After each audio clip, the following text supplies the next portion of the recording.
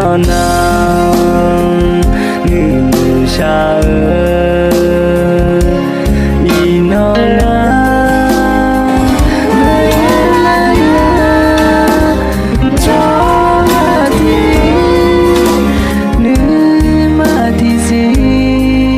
nè ga mà nó ga mà nó nào nữ mò là nhà anh đu nè cả đòn bé ga mi khó abu amya cho khoi anh đu nữ mà hơi xì anh ở đây thane mà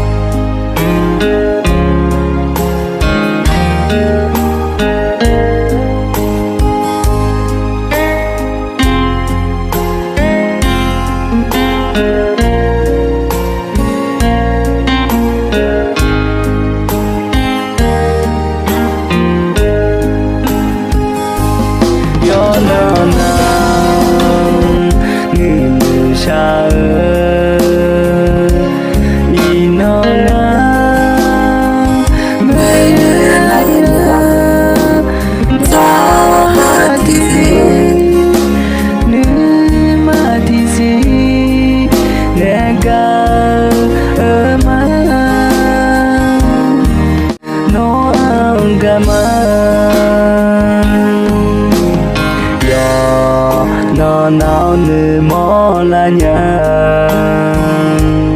anh đu nè cả đòn bé ga mi khó abu amya cho khoi anh đu nữ mà hơi xì